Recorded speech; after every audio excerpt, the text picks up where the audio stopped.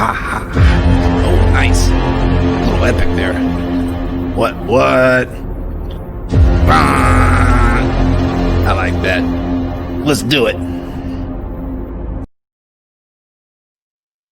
Hell yeah. That's a good intro. Welcome to the very first episode of Jason's Objective Opinion. Jason Voorhees' Objective Opinion. Yeah. Yep. All right. So this show is all about bringing you the correct opinion about pop culture, stuff going on, like people like dig in the medias. I may touch into politics, but whatever. So for this first episode, since the Mandalorian came out last night, I figured, hey, why don't I tell you dum-dums what actually to think about this thing? So, the Mandalorian. I saw season 1. It was fine.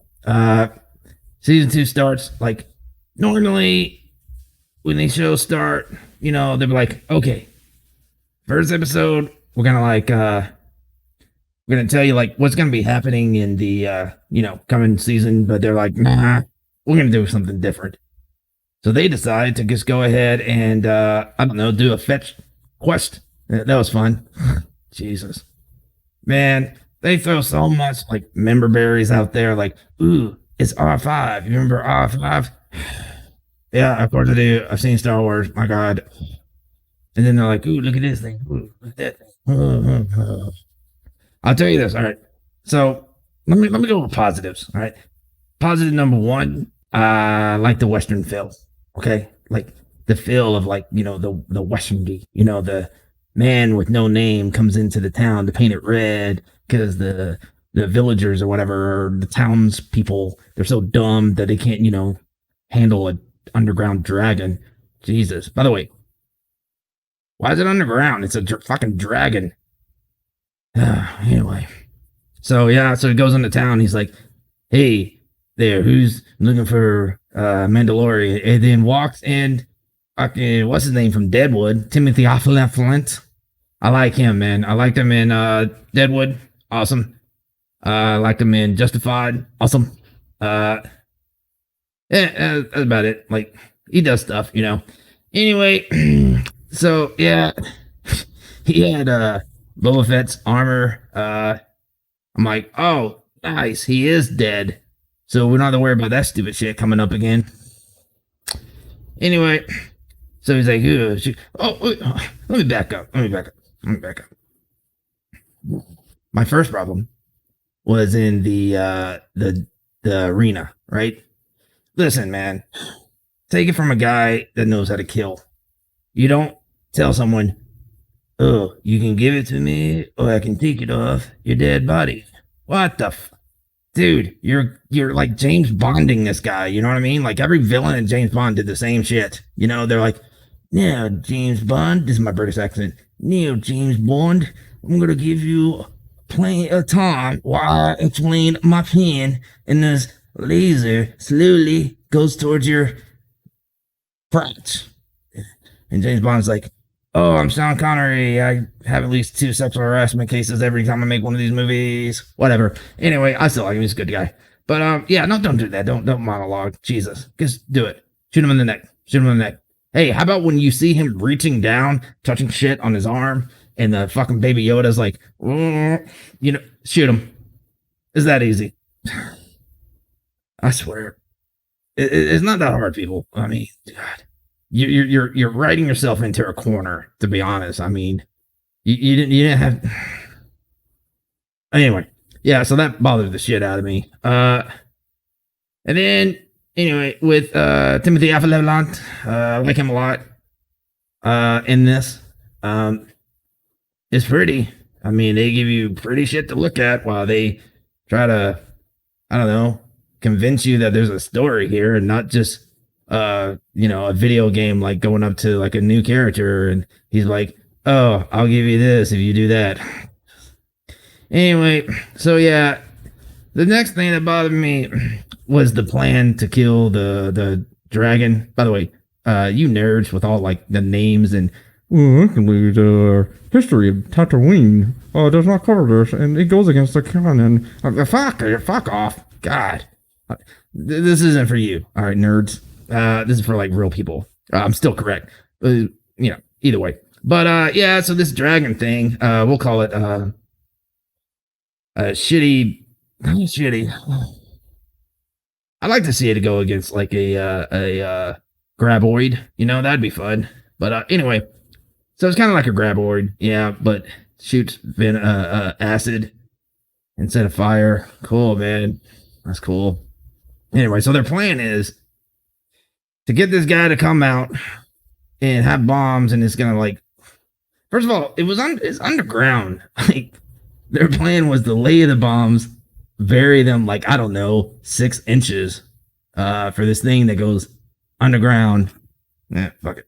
Underground, and get it on the belly, which is the only part that can hurt it. And the whole time I'm just like, blow it from the inside.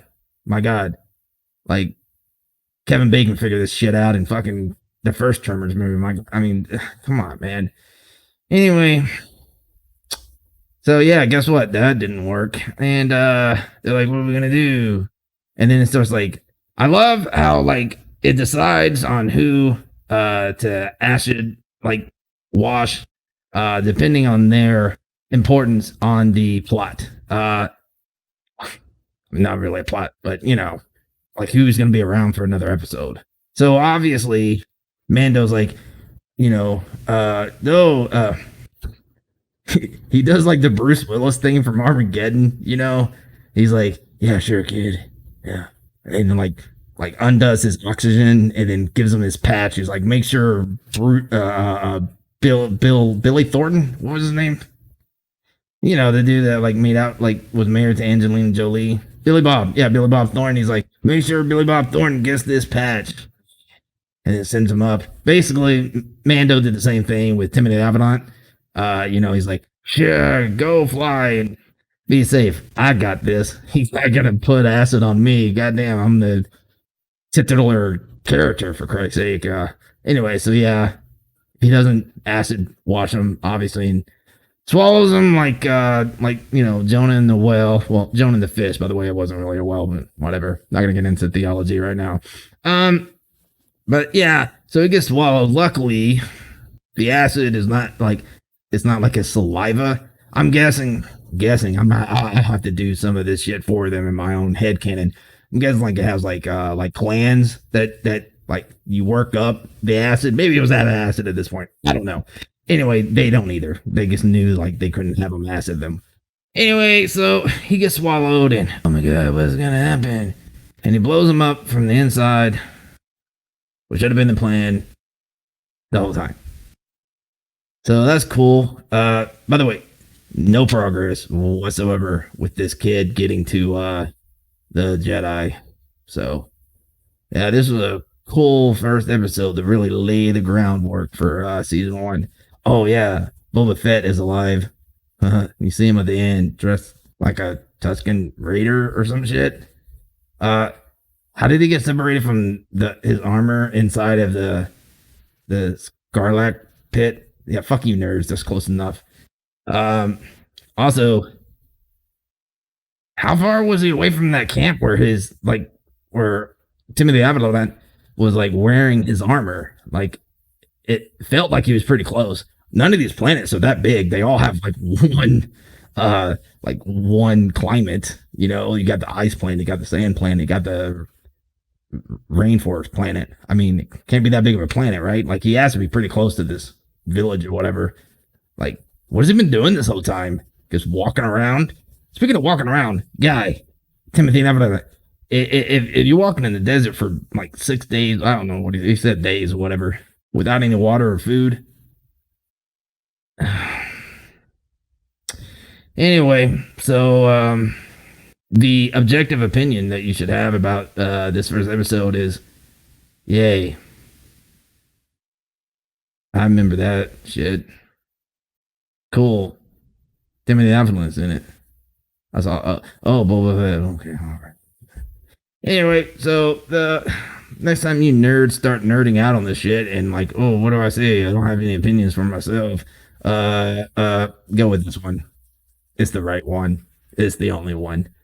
Uh, oh yeah, Mahler. Talk that shit. What? Don't tag him in this. He would destroy all my movies, and I wouldn't like that. But anyway, so that's it. That's my first episode. I gotta figure out how to say goodbye on this thing. Uh, see ya.